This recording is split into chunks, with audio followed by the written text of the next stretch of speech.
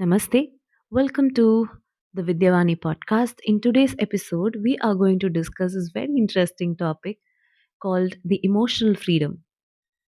I really want you all to think, are you emotionally free? When I say this, you may think, yes, I am. Today I felt sad, I felt guilty, I felt scared, I felt irritated. I felt it all by myself. Nobody told me to feel this. But let me ask you this. Did you feel because you learnt this is how you must emote to a certain situation? Or it came from your inner truth? The answer would be that you learned to respond to a situation with these very specific emotions. These emotions were taught to us by movies, serials, novels, or just the people around us who told us this is the way we should react to different situation. But only when you follow your inner truth and how your inner truth wants you to emote is when you are truly free. Okay, let me give you an example.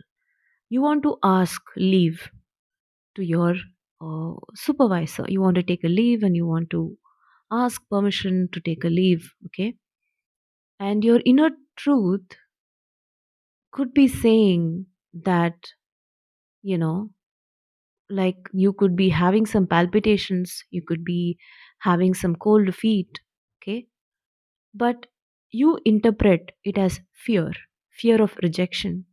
You say, oh my god, what will she think about me, what will my manager think about me, and what if they reject me? You get into all these kind of fears, but actually the palpitations and the cold feet is inviting you to think, how can you get this permission done? What should you say to get this permission done? What do you actually have to communicate to that person so this person feels, yeah, it's okay for me to allow this person to take a leave? That's what your sensations are saying. That's what your inner truth is saying. But you're not listening to that. What you're listening to is the inner voice in your head that came from your mother or your from teacher or for someone who called you a calm chore or who called you a lazy person or who just said that, you know, I don't think you commit to something and you do it. Somebody has put this idea in your head and then they've made you feel guilty for being that, for actually quitting something that probably you quit because you didn't like it, but they saw you as being inconsistent and they called you that. So now you are afraid that this person will also call you that, and you are rejecting yourself even before the other person could reject you. So now ask yourself, are you truly emotionally free? You're not, right? Yeah, that's what I want you to understand and be aware that emotional freedom is a power any woman can have. Today, if you choose to yield that power, you can have it. Just remember the sensations that you have in your body are actually helping you get something that you want. It's not working against you at all. It's just that voices in your head are working against you.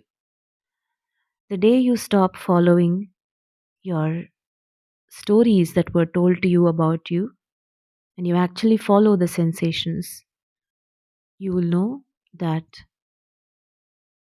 you have emotional freedom.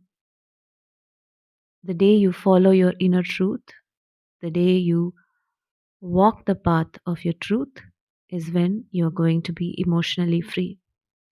Otherwise, every conversation is going to be full of guilt, every argument is going to be full of fear, every invitation is going to be full of doubt, and every achievement is going to be full of imposter syndrome.